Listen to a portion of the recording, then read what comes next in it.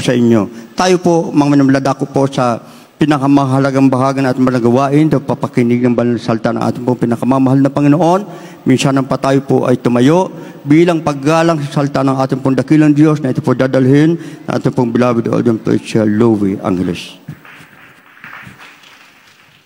Amen. Praise the Lord. God bless you sa ating beloved ko, preacher, Brother Benedict. Tayo po muna ay manalangin, mga minamahal. Taas po natin ang ating mga kamay.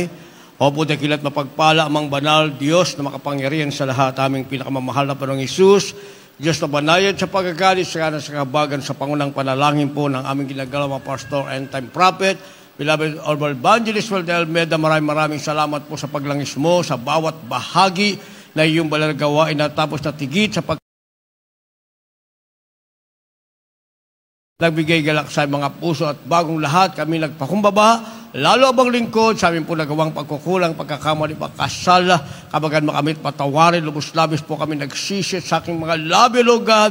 Ikaw po maglagay na makataga dapat bigkasin, ikaw po aking nasahan po kasampang unawa, kaisipan ng bawat naginig, patuloy makaming samahan ng iyong kapangyarihan sa pangalan ni Jesus, and we bind the power of darkness and we listen down in the name of our dearest Jesus we pray. Amen and amen. Everybody say, praise the Lord. Una tigit sa lahat, ang pinakamataas na pagpupurit, pasalamat, kalwalhatian at kadakilaan ay tangi lamang sa ating Diyos na buhay at makapangyarihan, walang iba, sa ating pinakamamahal na Panginoong Jesucristo. At ako po'y nagpaabot ng dobling paggalang sa ating pong beloved na Evangelist Walter Almeida, the end-time prophet of our loving God, at hindi po natin ang mga turo at aral na iniwan ng ating beloved Almastan Pastor, our beloved Mama Dear, at ako po'y nagpapabot ng pagbati at paggalang sa beloved children ng ating beloved Honorable Parents in the Lord, at magandang hapon sa inyo lahat, sa ating mga pinagpalang mga baguhan, mga viewers sa ating live webcast. Palakpakan muna natin ang isang malakas na palakpak ang ating mahal na Panginoon. Lahat magsabi ng malakas na praise the Lord. Ang ating tatalakayin, pamagatan nating politics. Sa Tagalog, ang ibig sabihin niyan, politika o patakarang pangpolitika. Yun ang ibig sabihin ng salitang politics. Politika o patakarang pangpolitika. Dahil sa araw ng bukas, ay simula na ang botohan sa lahat ng mga barangays. Kalawang Timoteo, 2:15, talon sa 19, ganito po ang pagkasulat. Pagsikapan mong humarap na subok sa Diyos, manggagawang walang anuman ikahihiya, na gumagamit na matuwid ng salita ng katotohanan. 19, gayon may ang matibay na pinagsasaligan ng Diyos ay nananatili na may tatak nito, nakikilala ng Panginoon ang mga kanya, at lumalayo sa kalikuan ang bawat isa na sumasambit lang ng pangalan ng Panginoon. Amen. Palakpakan po uli natin ang ating mahal na Panginoon. Lahat magsabi na malakas na praise the Lord. Sa araw ng bukas, mga minamahal, nationwide, sa buong Pilipinas, ang lahat ay boboto, mga minamahal. Itatalaga nila ang gusto nilang maging opisyal sa mga barangays, mga minamahal, at ang tao ang siyang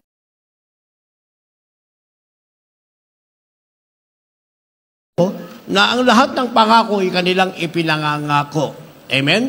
At meron sila mga propaganda para sila, mga minamahal, ay makitang subok na gagawa ng kanilang katungkulan kapag sila ay nakaupo na. Sa ating buhay espiritual, mga minamahal, ibang tinatawag na politics. Ang sabi, mga minamahal, tayo ay humaharap na subok bilang manggagawa sa harap ng ating pinakamamahal na Jesucristo. Hindi tayo kagaya ng politikong basta lalaman nagsasalita at nangangako kanilang ipapangako, mga minamahal. Subalit, minsan may tumutupad ng kanilang pangako, minsan naman 50% lamang, minsan mga minamahal 80%, mga minamahal, pero sa harap ng Diyos, ang bawat isa sa atin, hindi tayo salita sa harap ng ating mahal na Panginoon, mga minamahal. Yung bitaw pa lang ng ating salita, very precious na yan. Mahalaga na yan sa harap ng ating Diyos. Pero ang nakakatakot na bagay, pag hindi mo yan nabigyan ng katuparan. Ay mga pag hindi nila bigyan ng katuparan, okay lang. As is lang sa buhay nila, mga minamahal, nasa sayo na kung iboboto ng sinasabi mo, yan ay isang malaking kalugihan para sa iyo. Dahil sa Ecclesiastes 5:4 sinasabing, pag ikaw ay nagbigay ng isang panata o pangako sa harap ng Diyos, dapat bibigyan mo yan ng katuparan. Ay ang sabi sa ating nabasa, verse 15, pagsikapan mong humarap na subok sa harap ng Diyos. Ang sabi, manggagawang walang anumang ikahiya na gumagamit ng matuwid na salita ng katotohanan. Lahat magsabi ng praise the Lord. Kapag ikaw pala ay humarap na sa mahal na Panginoon, dapat subok ka. Tinatawag kang isang manggagawang wala kang kapintasan, mga minamahal. Ang ibig sabihin, kung ano ang sinabi mo sa harap ng Diyos, yan ang iyong gagawin, mga minamahal. Ang sabi, dapat ikaw ay walang ikinahihiya. Kung mapipintasan ka dahil kay Kristo, sabi ng banal na kasulatan, pinagpala ka. Bakit? Dahil ang pintas nila sa iyo ay ikinakabit mo sa sarili mo ang ating pinakamamahal na Panginoong Jesucristo. Hindi ka napintasan dahil ikaw ay gumawa ng kasalanan o nagsalita ng kasinungalingan. Kung napintasan ka alang-alang sa pangalan ng ating pinakamamahal na Panginoon. Kaya ang ating mahal na magulang sa Panginoon, mga minamahal, nung sila'y magsimula, maraming pumintas, mga minamahal. Maraming pumintas. Ibig sabihin, bakit daw ganun manalangin? Bakit daw gayon mag-ayuno ang ating mahal na magulang sa Panginoon? Para bang nagsusuicide, mga minamahal? Ay yung mga nagsasabi nun, mga minamahal, sila ngayon ang nasa hindi magandang kalagayan. Sila nga yung mga lumalapit na lang, nang hihingi na lang ng pagpapala. Bakit? Dahil ang ating mahal na magulang sa Panginoon, mas ninais nilang mapintasan sila, alang-alang kay Kristo, basta ang ginagawa. O kagaya ng pagpunta ng ating beloved Honorable Pastor sa dako ng Hulusulo. Bakit daw kinakailangang pumunta pa ron? Pwede namang manalangin dito. O yun yung mga pastor na nagsalita, mga minamahal, nang alam lang ay salitang panalangin at pananampalataya, pero walang gawa. Ang ating beloved Honorable Pastor, may kalakip na gawa, ang gawa niya, kalooban ng Diyos, pumunta sa Talipaw Sulo. O ano ang naging resulta? Yung mga abusayap na matatapang, hindi kumikilala sa Diyos, na ang mga hostages nila, kapag hawak nila ito, mga minamahal, hindi nagbigay ng ransom, ibabalik ang ulo sa loved ones. Hindi ba ganun ang nangyari sa pare? At saka Jehovah's Witness pa. Tugutan ang ulo. Tinanggal pa ang tainga, tinanggal ang ilong, tinanggal ang mata, inilagay sa sako, ibinalik sa loved ones. Pero, noong ang ating mahal na pastor, our beloved honorable pastor, ang pumunta raon, mga minamahal, 21 sepadan hostages, walang nasaktan, may karamdaman, sa panalangin gumaling, pinauwi, pinalaya ni Commander Robot at Yusuf Susukan, mga minamahal. Yung mga pastor, dahil ang ating iginagalang mga pastor ay isang manggagawang humaharap ng subok sa harap ng ating mahal na Panginoon, walang ikinahihiya. Kaya ang sabi ng verse 19, nakikilala lang daw ng Diyos ang nasa Kanya.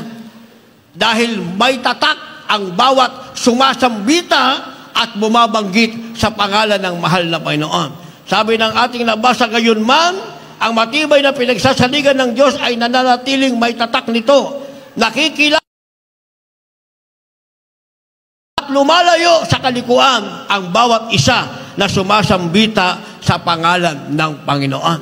Kaya kilala pala ng Diyos, ng ating pinakamalapit Jesucristo, yung sa Kanya, mga minamahal, yung tunay na tagapagmana ng buhay na walang hanggan. Kaya sa paglilingkod natin sa Diyos, hindi tayo parang politiko. Mga minamahal, kunyari gagawa tayo ng mabuti, hindi ganon. Sa paglilingkod natin sa Diyos, mga minamahal, kailangan tapatan. Bakit? Dahil kilala ka ng Diyos kung ikaw ay tapat. Kilala din ng Diyos kung pansamantala lang ang pangako mo. Kilala din ng Diyos kung ang pangako mo ay bibigyan niya ng katuparan. At alam din ng Diyos kung ikaw ay totoong tagapagmana ng buhay na walang hanggan. Kaya sa Diyos ang lahat black and white, mga minamahal. Wala tayong maililihim. Hindi pa natin sinasabi, alam na yan ang ating mahal na Panginoon. Ay, itong anak ko na to, pag nangako ito, siguradong darating ang panahon ng pangako niya, walang katuparan hanggang pangako lang. Pero pagpapalain ka pa rin ng ating mahal na Panginoon. Dahil ang ating Diyos sa langit, mga minamahal, ay sagana sa kahabagan, banayad sa pagagalit. Hihintayin pa rin niya na ang pangako mo ay bibigyan mo ng katuparan. Naunawaan natin? Kaya minsan marami tayong pangako sa Diyos, walang katuparan. Pinagpala pa rin ako ng mahal na Panginoon. Tayo naman ngayon, pangako ng pangako. Sige na mahal na Panginoon, pagpalaan mo uli ako. Magpapagamit ako sa iyo. Marami tayong pangako, mga minamahal. Pero hanggang pangako lang, para nga tayong mga politician, mga minamahal. Pero alam ng Diyos yan. Pero dahil ang Diyos ay mahabagin, pinagpapala pa rin tayo ng mahal na Panginoon.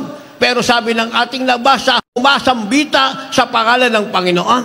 Ang ibig sabihin, pag binabanggit mo ang pangalan ng mahal na Panginoon, dapat lumalayo ka sa kalikuan. Pag lumalayo ka sa kalikuan, sa harap ng Diyos, ang lahat ng ating sasabihin, bibigyan natin yan ng katuparan para hindi lang tayo pinagpala sa lupang ito, pinagpala pa tayo na magmana ng buhay na walang hanggan.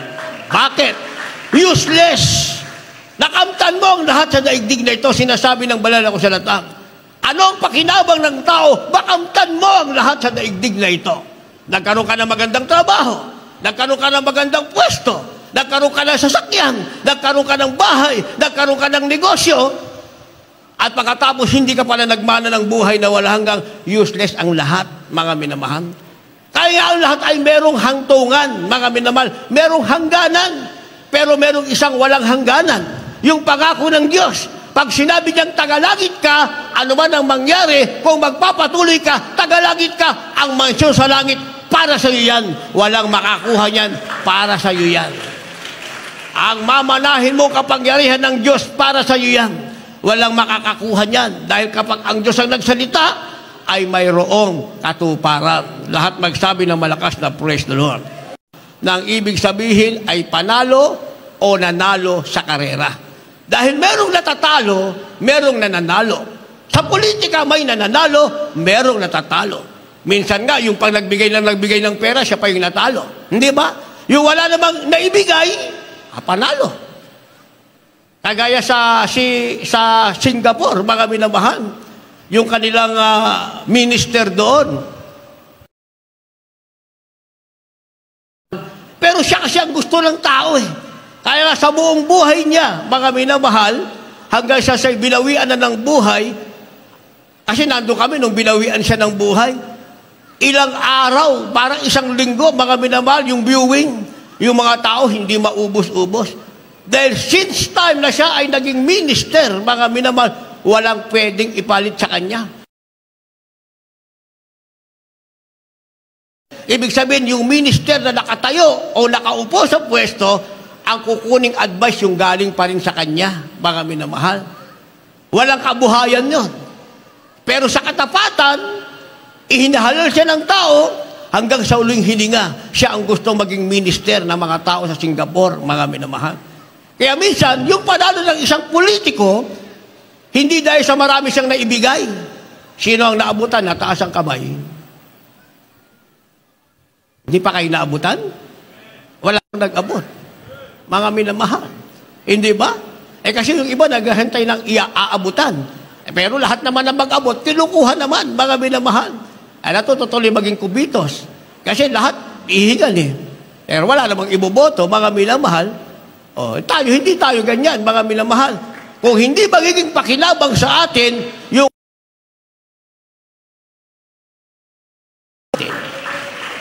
bakit?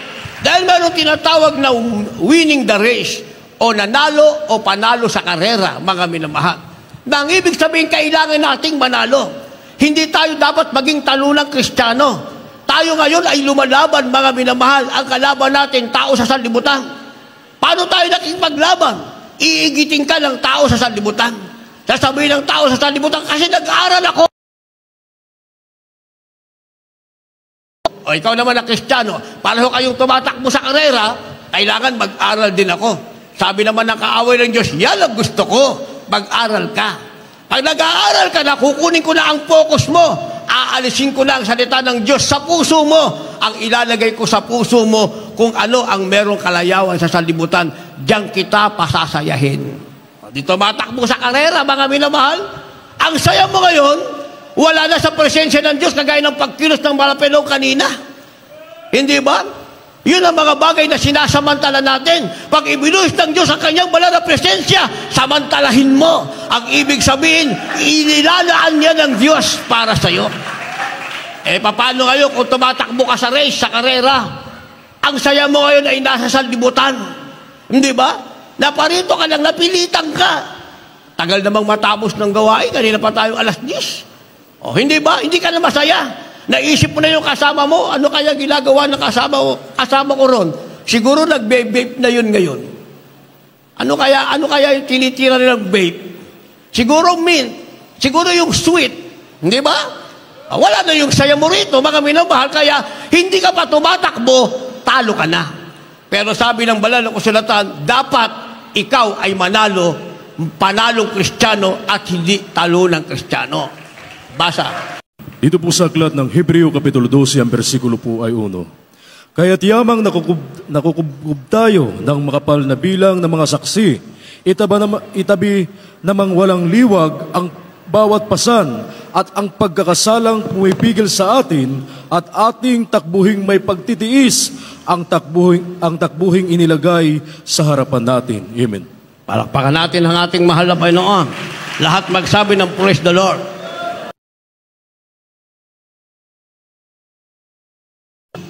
Anong ibig sabihin nun? Tayo mismo ang witness, nakubkob tayo ng kapangyarihan ng Diyos.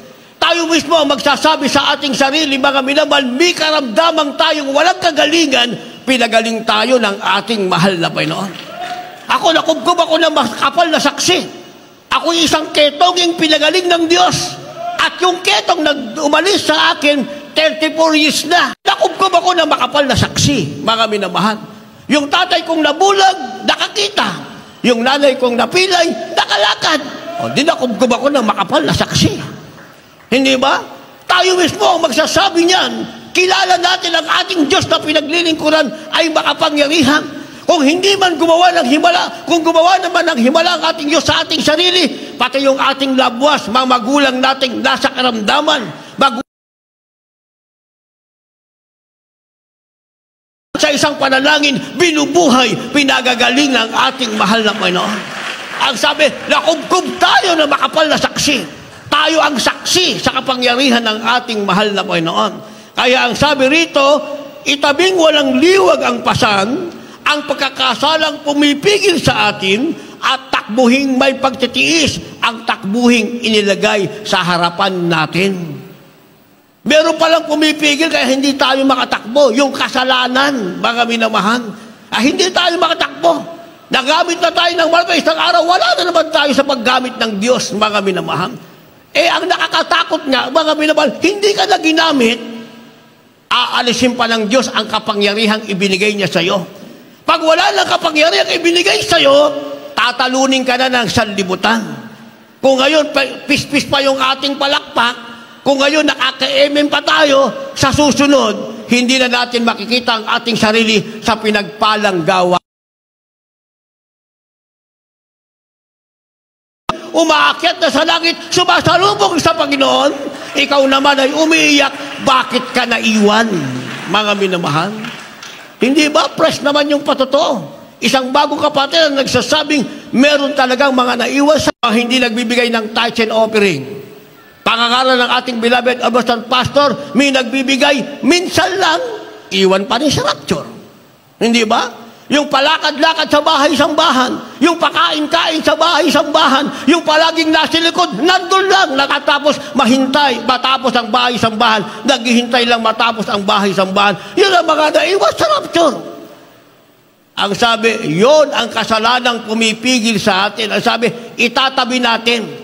Para tayo sinasabing manalo sa takbuhang ito.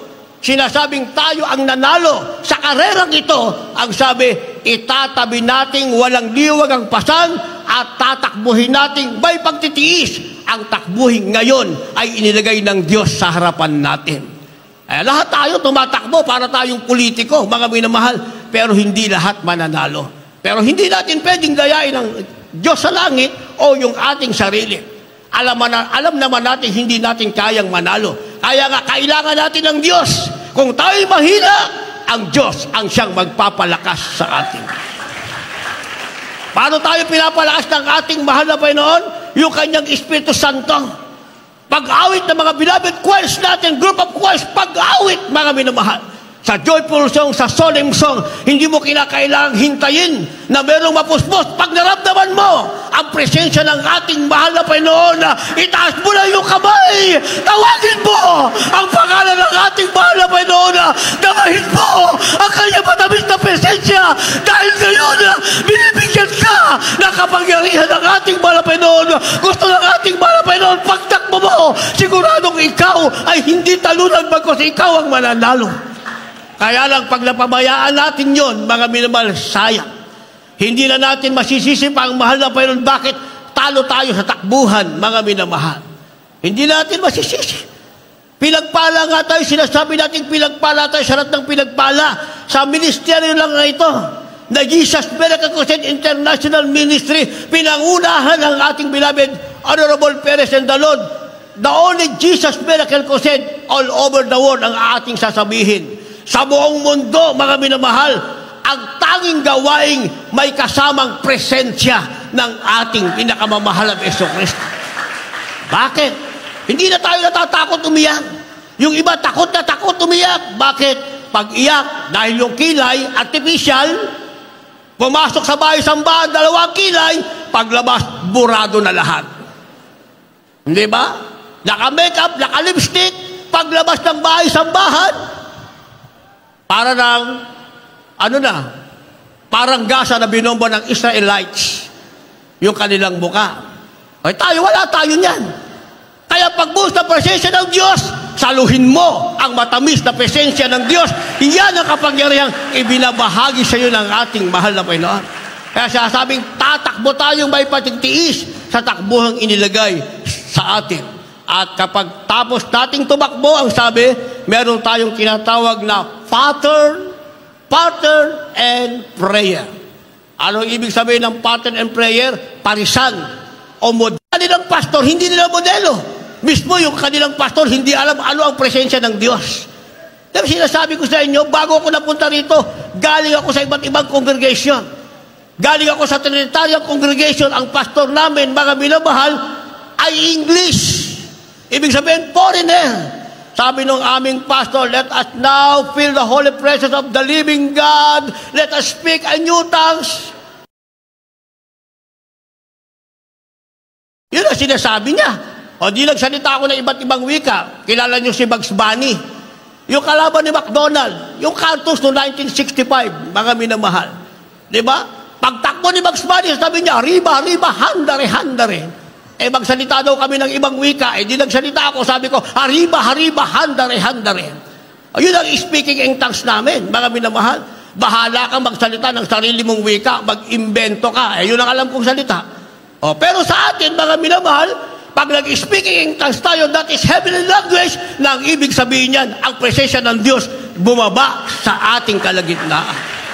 Hindi natin iimbentuhin yung ating sasabihin. Dahil tayo ang mananakbong nanalo, mga minamahal, meron tayong tinatawag na pattern and prayer. Pamarisan, modelo, at panalangin na nakita natin sa ating mahal na magulang sa Panginoon. Hindi naman tayo tinuruang magsalita ka ng ibang wika, di ba?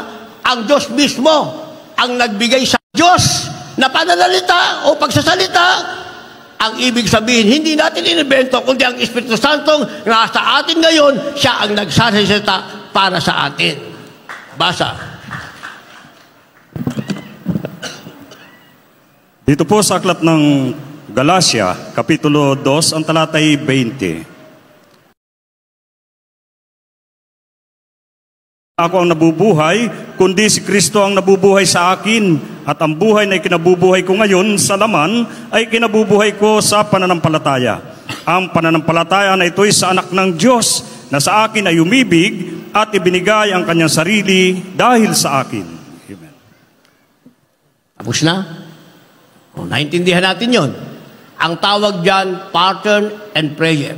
Ang ibig sabihin, pamarisan at panalangin. Kaya sabi sa ating nabasa, mga minamahal, yung daw buhay na ibinubuhay natin ngayon, hindi tayo nabubuhay para sa ating sarili. Nabubuhay daw tayo para sa anak ng Diyos na sa atin ay namatay para sa atin. Kung paano ang ating mahal na Panginoon, mga minamahal, nung siya'y nabubuhay, ang kanyang amay karpentero, siya'y lumaking karpentero, mga minamahal, pero nasa panalangin siya. Yun ang modelo, mga minamahal. Palagi siyang nasa templo, bata pa lang. Alam na ng ating pinakamalapit na Jesucristo, paano basahin, mga minamahal, ang salita ng Diyos, nasa templo siya. Ang nakikinig na sa kanya ay mga mama na, mga matured na, mga minamahal. Yun daw ang ating papamarisan, maging sa panalangin, mga minamahal. As sinasabi ng ating malapit noon, ikaw ay manalangin, watch and pray, that you may not enter into temptation. Manalangin ka, magbantay ka, para hindi ka pumasok sa tinatawag na temptation. Pagsubok, mga minamahal, mga tukso ng kaaway. O pag nasa CR ka, naka-ascend ka sa CR, sabi ng kaaway sa'yo, o maglaro ka lang ng cellphone dyan. Di ba? Minsan, ano ba yung pinapalaman natin sa tinapay? Di ba palaman? Pero yung iba, palaman nila sa tinapay, pera. During service yun, mga minamahal, hindi parang naglagay na katawa-tawa, mga minamahal. Hindi ba? Hindi ka taka-taka. Meron talagang panglangit, meron talagang hindi panglangit, mga minamahal. Pero ngayon, yung mga gustong gumawa niyan, masaya pa sila. Kasi pinasasaya sila ng kaaway ng Diyos, mga minamahal. Pero pagdating ng lungkot, mga minamahal, hindi na mapapawi pa yon. Paano dadating ang lungkot? Sabi nga nung kausap ko sa Amoranto, total pala, maiiwan ako sa rapture sa ginagawa ko. Mabuti pa, gagawa na lang ako lahat ng masama. Iwan naman ako sa rapture. Ay, tama naman. Tama yon, mga minamahal. Kasi kung gumawa ka ng masama ngayon at namatay ka, diretso ka sa impyerno. Doon ka na nagsisisi sa impyerno, mga minamahal. Pagsisisihan mo, bakit hindi ka nagpatuloy maglingkod sa Diyos? Pero kung hindi ka mamamatay at magkaroon ka ng karamdaman, nabangga ka, naputol ang paa mo, nabalian ka, nabulag ka, dito pa lamang sa lupa, nabubuhay kang para kang patay. Wala kang panalo, mga minamahal. Hindi ka mananalo sa takbuhan. Bakit? Walang pamamarihas sa iyong panalangin. Dahil iniwan mo ang paglilingkod na sa mahal na Panginoon. Kaya kung merong gumagawang ganon, mga minamahal, hindi yun ang ating papamarisan. Ang sabi, pattern and prayer, ang ating mahal na magulang sa Panginoon, kahit ano ang mangyari, ang nakita nating modelo sa kanila, hindi nila pababayaan ang kanilang paglilingkod sa ating mahal na Panginoon. Dahil kung sila'y nagpabaya nung walang makain, ay walang Brother Louing may ketong na gumaling. Wala kayo rito na may cancer, TB, diabetes na gumaling. Pero sila'y ating naging modelo, kahit sa kahirapan, ay nananalangin pa rin. Hindi pinabayaan ng panalangin. Kaya naman, narito tayo ngayon. Sino ang ating pamamarisan ngayon? Sino ang ating modelo ngayon?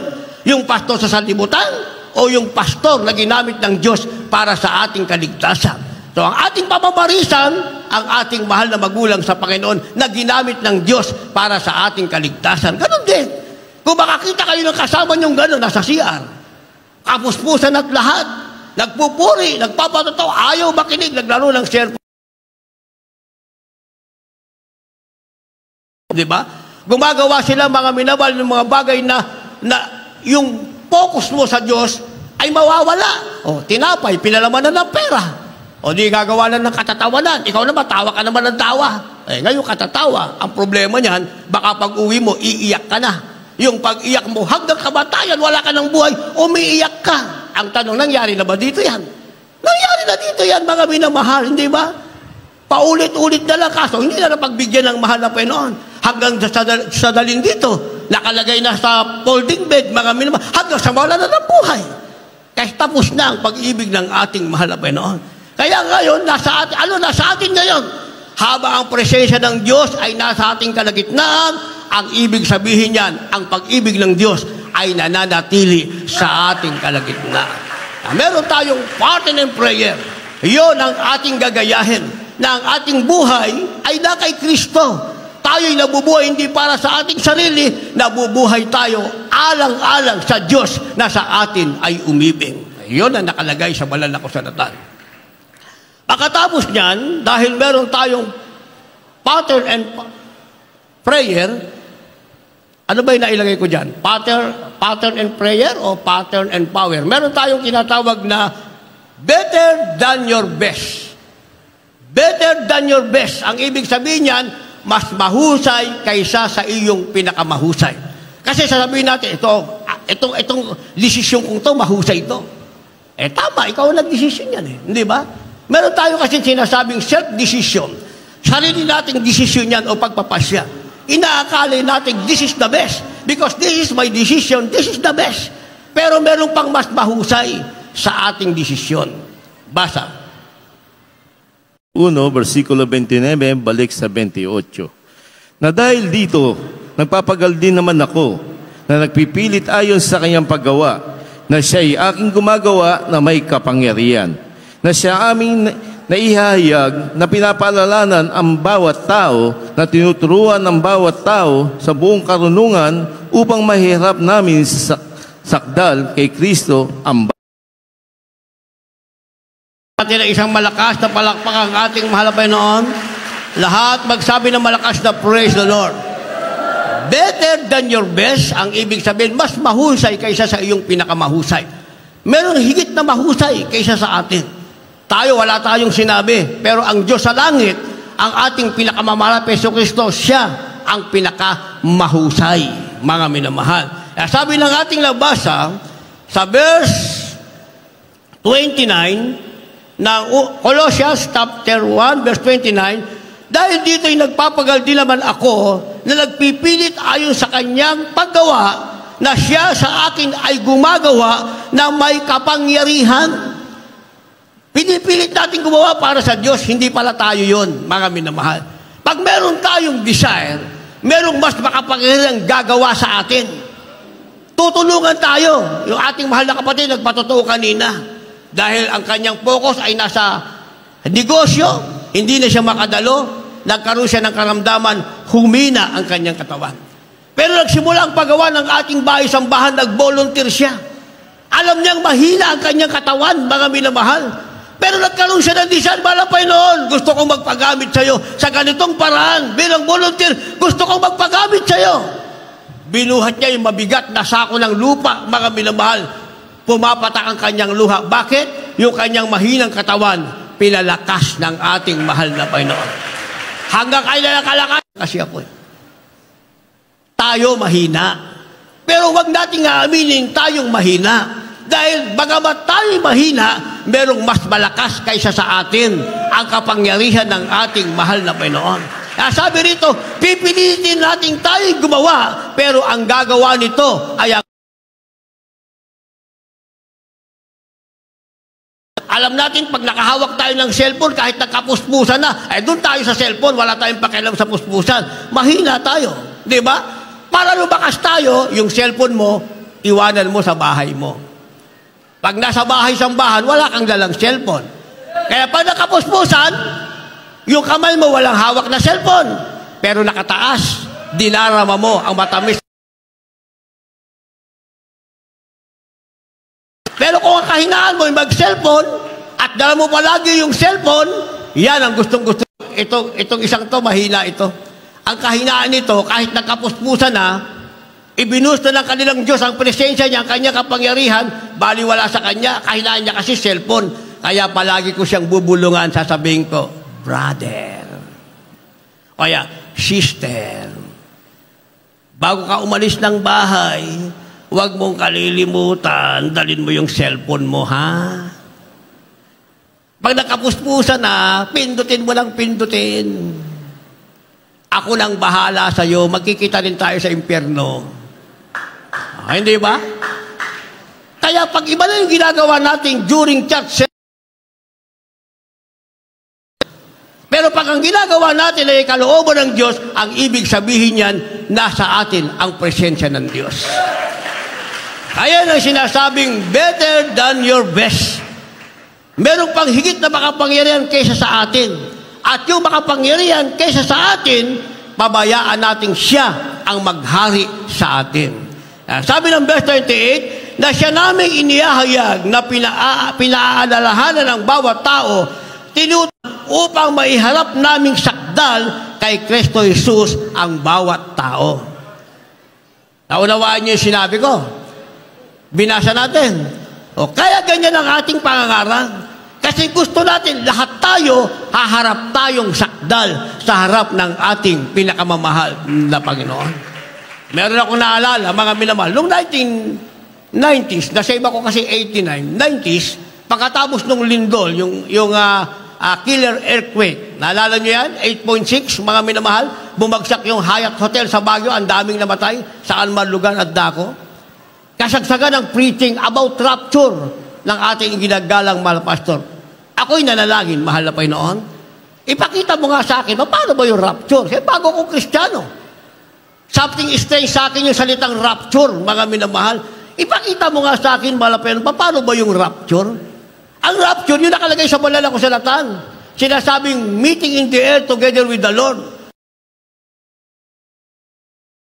Ating Diyos, mga minamahal, umangat sa lupa ang mga Kristiyano, mga minamahal, at pagkatapos, yung kanilang suot ay nabihisan ng puti, lahat sila ay nakapila. Masasaya silang lahat, mga minamahal. Pero meron akong nakitang dalawang preacher ng ating church, nagtataka ko, bakit wala sila sa pila? At ang suot nila ay hindi puti. Tangerine ang suot ng isa. Yung isa medyo dark color, mga minamahal. 1990. At pareho yan nakasama ko, mga minamahal. Yung isa, kasama ko siya sa BTR room sa Channel 13. Yung isa, kasama siya sa Kusada, somewhere in Bicol, mga minamahal. Kasama ko siya. Siya ang aming leader. Lumipas ang panahon, pareho silang inalis ng ating mahal na Panginoon. Nasagot na ngayon yung tanong, bakit sa pila na mga Kristiyano nakaputi, hindi puti ang suot nila? At bakit wala sila sa pila? Darating pala ang panahon, totoong aalisin sila dito ng ating pinakamamahal na Panginoon. Naunawahan nyo? Kami siya nangungusap sa atin ng Diyos through dreams, through panaginip, mga minamahal, through vision. Diyos, mga minamahal, dahil darating at darating ang araw, ikaw na nakaupo dyan, hindi ka kasama sa rapture. Kaya nangungusap ang Diyos, ang sabi ng ating nabasa, upang ang bawat tao ay maiharap na sakdal sa harap ng ating pinakamamahal na Panginoon. Para kapag sakdal na tayo, mga minamahal, sakdal na tayo. Ang ibig sabihin niyan, karapat dapat na tayong mapasapila na mga Kristiyanong magmamana ng buhay na walang hanggan. Mapalakpak na ba kayo niyan? Yung tagalangit lang ang pumalakpak ng malakas. Talaga ha? Ang daming tagalangit sa dako ng Marilao. Diba? Yung hindi tagalangit, pumalakpak. Talaga, lahat kayo tagalangit ha? Yan ang maganda. Lahat pag tayong tagalangit, mga minamahal, ginagawa tayong sakdal ng ating mahal na Panginoon. Kagaya sa mag-asawa, mga minamahal, yung asawa nating babae, siyempre, lalaki tayo, alam ka naman lalaki rin asawa natin, babae. Kung tayo babae, meron tayong asawang lalaki, mga minamahal, minsan yung ating pangailangan, hindi naman nila kayang ibigay. Kaya sa banal na kasulatan, merong pag-uusap ang mag-asawa. Kung panahon ito'y panalangin, panalangin. Pero ang sabi ng banal na kasulatan, ang mag-asawa ay hindi dapat magpigil para hindi dumating sa pagkakasala. Pero kung inyong mapag-usapan, mag-usap kayo. Naintindihan niyo ibig ko sabihin? Yung nakaintindi, magsabi ng malakas na praise the Lord. So, hindi ibig sabihin na hindi na ibigay ng ating asawa yung ating pangailangan bilang lalaki o babae, maghahanap na tayo na magbibigay sa atin. Naintindihan niyo ulit yung sinasabi ko? Hindi ba? Kasi nga tayo haharap ng sakdal sa ating mahal na Panginoon. Hindi natin pwedeng sabihin, asawa ko hindi kaya ibigay yung gusto ko. Kaya maghahanap muna ako ng iba. Yan ang katwiran ng taga-impyerno, mga minamahal.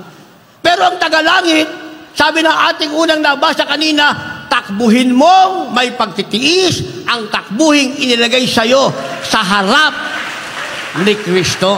Kaya nga, haharap tayong sakdal sa harap ng ating mahal na Panginoon. Punong-puno tayo ng pagtitiis, mga minamahal. Naintindihan natin yon. Ayun yung sinasabing, better than your best. Para sa ito ang best, kailangan ko na ngayon. Ayaw nga Ano magagawa mo? Maghahanap ka ba ng iba dahil ayaw? Hindi yun ang katwiran, mga minamahal. Kaya nga meron tayong panalangin. Babalik ulit tayo sa power and prayer. Mga minamahal, hindi ba? Kailangan natin ng prayer. Sa prayer, sinasabi natin kung ano kailangan natin sa Diyos. Kailangan natin ng pagtitiis. Mahal na Panginoon, bigyan mo ko ng tinatawag na pagtitiis. Ibibigay ba ng Diyos? Ibibigay. Para hindi tayo magkasala at maging sakdal sa harap ng ating mahal na Panginoon. Kaya pag nagawa natin yan, meron tayong tinatawag na crown of righteousness. Finally, ang meron tayo ay putong ng katwiran. Diyos ang magbibigay sa atin yan, mga minamahal. Wala tayo sa politics.